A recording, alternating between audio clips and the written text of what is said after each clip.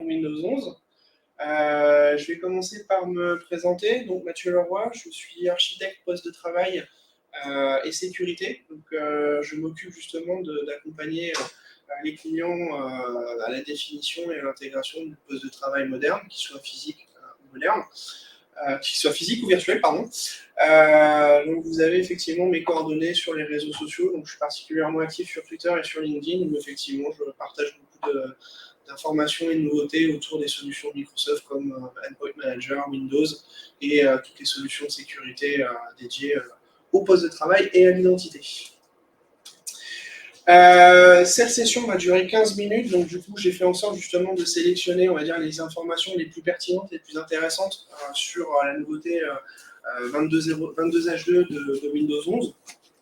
Alors, outre le fait qu'effectivement c'est une version qui apporte pas mal de nouveautés en termes d'interface utilisateur et des corrections par rapport à des régressions qui avaient été perçues par les clients et les utilisateurs par rapport à Windows 10, on ne va pas parler d'interface ni de fonctionnalité end-user, on va plutôt se concentrer sur des nouveautés plutôt orientées sécurité.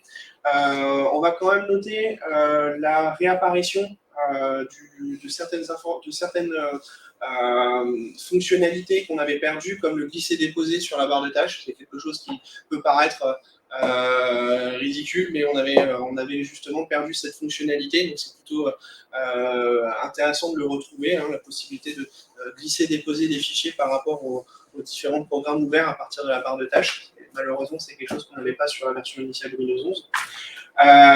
On a également des nouveautés sur l'explorateur, sachant que c'est une nouveauté qui sera déployée à partir du mois prochain. Donc l'explorateur se verra doté en fait d'onglets. On va pouvoir justement ouvrir plusieurs onglets dans l'explorateur, comme vous le faites aujourd'hui avec un navigateur web. Donc ce sera effectivement une nouveauté qui est plutôt attendue depuis pas mal d'années par les utilisateurs Windows. Un mot sur le mécanisme d'activation de ces fonctionnalités. Microsoft a fait le choix justement de ne pas inclure cette fonctionnalité tout de suite dans la dernière release de la semaine dernière. Ce sera quelque chose qui sera activé par le prochain patch, donc au mois d'octobre. Donc on va passer rapidement sur les sujets que j'ai sélectionnés, notamment en fait sur la sécurité. Microsoft, pour cette deuxième version de Windows 11, a fait le choix d'activer des fonctionnalités qui auparavant en fait étaient facultatives ou optionnelles pour les administrateurs. À compter en fait de la version 22H2, si vous effectivement vous bénéficiez de puces Intel ou AMD de 8e génération et plus récentes, des fonctionnalités comme la virtualisation basée sur la sécurité seront activées par défaut. Donc ce sont des technologies qui ont été introduites en fait à partir de Windows 10, donc il y a quand même 5 à 6 ans.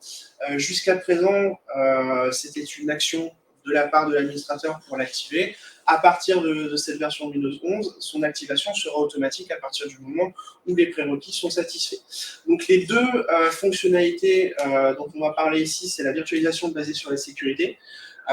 C'est une fonctionnalité qui utilise l'hyperviseur Hyper-V pour justement créer un conteneur, on va dire, sécurisé, qui permet d'exécuter justement ce qu'on appelle le HVCI, qui est en fait un process d'intégrité de la mémoire. Son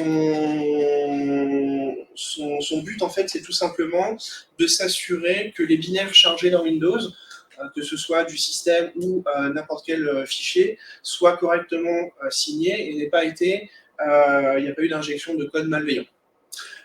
Donc ces deux en fait fonctionnalités sont des bases de sécurité pour une fonctionnalité complémentaire que l'on doit connaître normalement aujourd'hui, qui s'appelle Credential Guard. Credential Guard qui est une fonctionnalité qui sera également activée par défaut désormais si vous êtes sur Windows Entreprise, Windows 11 Entreprise, et toujours en satisfaisant les prérequis en termes de hardware, donc toujours CPU de génération Intel 8 et plus récent. Jusqu'à présent, c'était limité aux CPU d'Intel 10 et plus récent.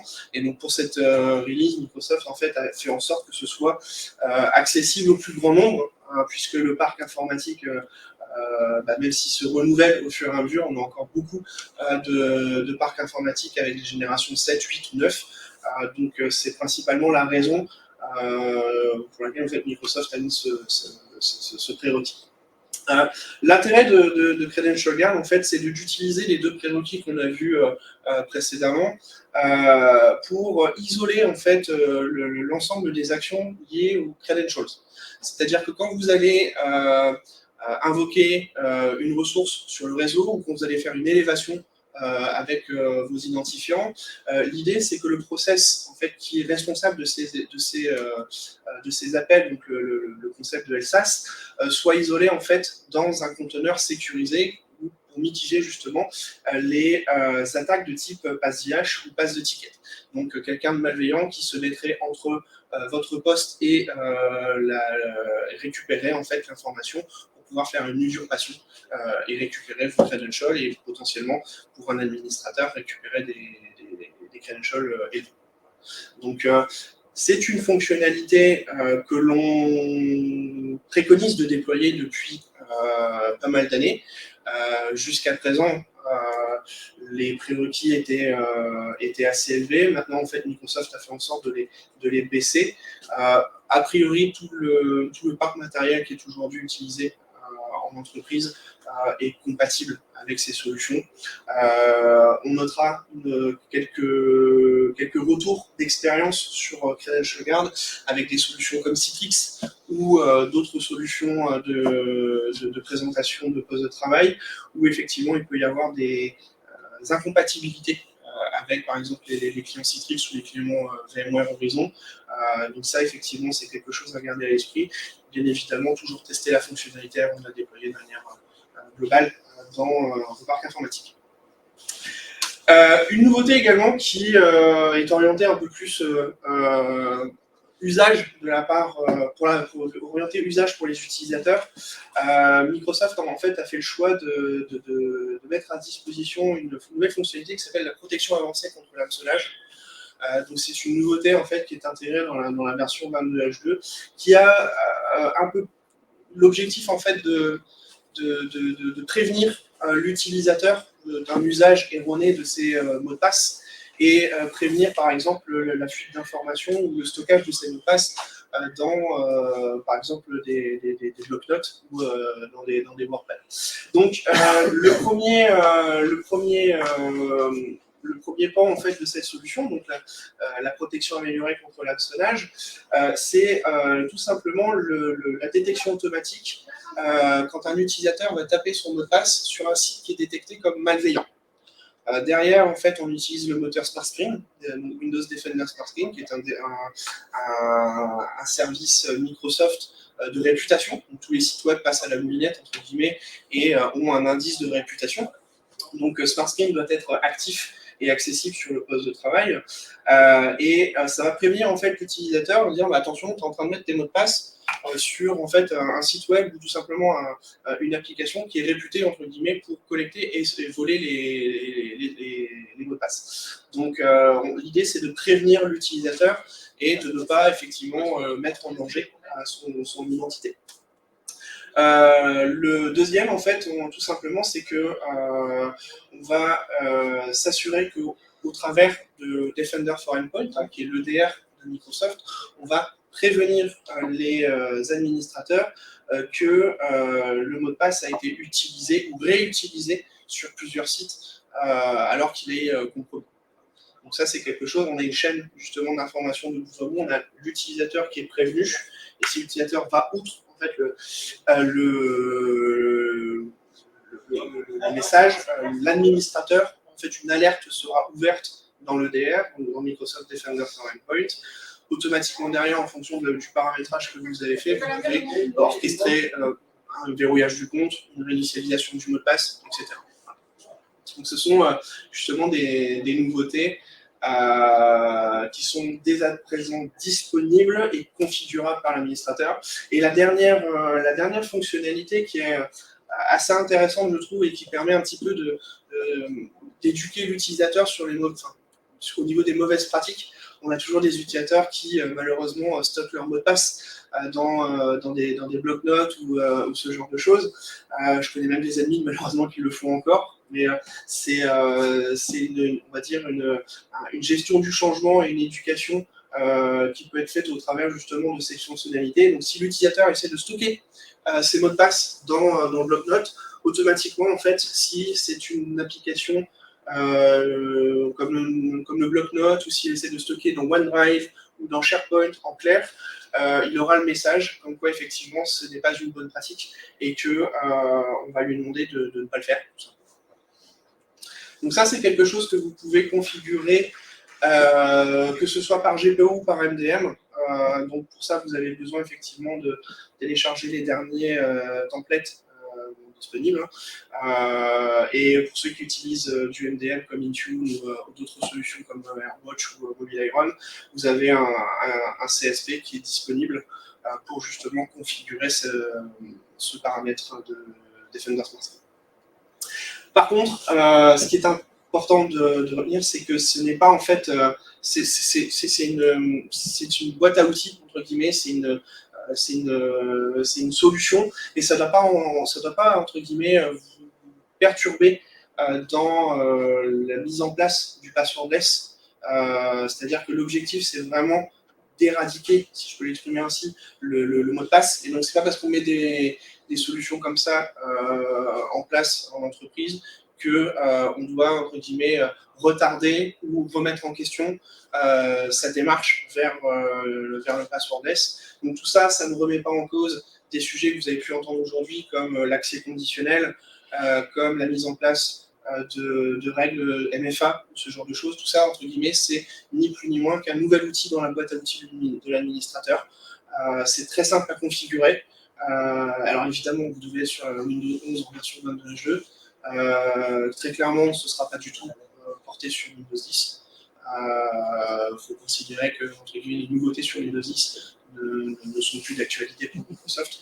Donc c'est vraiment un moyen de plus plutôt qu'une solution définitive sur ce sujet. Concernant la mise à jour des outils, hein, donc comme à chaque nouvelle version, Microsoft met à jour la boîte à outils pour l'administrateur, que ce soit pour déployer le système d'exploitation ou tout simplement le maintenir et le configurer. On notera que depuis quelques temps, les outils d'administration à distance sont désormais intégrés dans le système, on n'est plus obligé de les télécharger de manière indépendante. Les GPO ont été mis à jour pour cette version de système d'exploitation et Microsoft a fait un gros effort en termes de GPO, puisqu'on est quasiment à 70 nouvelles GPO pour configurer Windows 11. Toutes les fonctionnalités qu'on avait réclamées sur la version initiale, on a quasiment effectivement de parité par rapport à la solution MDM Intune. Je précise également qu'en termes de déploiement, puisqu'on a souvent la question de la part des clients ou des partenaires, le seul produit chez Microsoft qui est entre guillemets supporté pour déployer Windows 11, c'est Configuration Manager, c'est SCCM. Même si on peut continuer d'utiliser le Microsoft Deployment Toolkit, il n'est plus supporté pour Windows 11, on ne doit pas l'utiliser. Si ça marche, tant mieux, mais si ça ne marche pas, il ne faut pas chercher. Donc effectivement, c'est quand même un gros changement par rapport à des clients qui ont bâti, entre guillemets, leur process d'OSD autour de MDT, mais c'est un fait. Donc chez Microsoft, c'est soit SCCM, soit des solutions de provisioning modernes comme Intune et Autopilot. Et en ce qui concerne Intune, la version de septembre en fait est déjà compatible avec cette version de Windows 11 et permet déjà de la déployer. Donc, comment s'assurer de la compatibilité de mon parc? Là, ce que vous voyez en fait à l'écran, c'est un rapport Intune qui permet en fait de se donner une idée par rapport au parc informatique déployé et sa compatibilité avec cette version de Windows 11. Donc, vous pouvez l'utiliser pour migrer de Windows 10 à Windows 11 et de Windows 11 vers une version plus récente de Windows 11. Donc vous allez effectivement avoir des informations comme est-ce que la configuration est correcte ou tout simplement est-ce qu'il est éligible ou pas. Et vous allez avoir des informations comme par exemple le TPM n'est pas compatible ou le CPU n'est pas compatible, etc., etc. Donc vous allez pouvoir avoir justement tout ce rapport. Et dernier volet de la compatibilité, ben, c'est toujours la compatibilité applicative. Ça a toujours été toutes les migrations de postes de travail, ça a toujours été un sujet.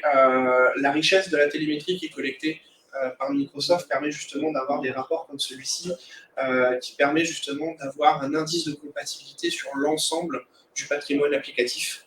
Et donc on est capable de savoir que telle ou telle application migrera sans problème, où une application ne sera pas migrée, donc il ne faut pas s'étonner si, entre guillemets, on ne la retrouve pas post-migration. Voilà, on a accès justement au travers d'Intune à des rapports très puissants qui permettent justement de mieux anticiper la migration.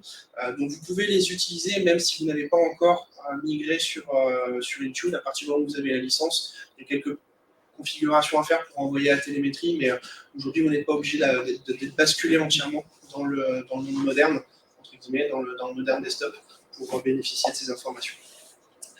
Donc voilà les sujets que je voulais discuter avec vous sur cette nouvelle version de Windows 11. J'espère que ça vous a plu, et si vous avez des questions, n'hésitez pas, je reste disponible.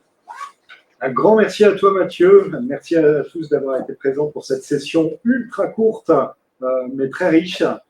Donc, merci beaucoup. Merci à vous tous qui étiez en ligne, et merci à nos sponsors. On vous retrouve sur d'autres sessions. Restez sur la chaîne YouTube en direct live. Et à bientôt. Merci beaucoup.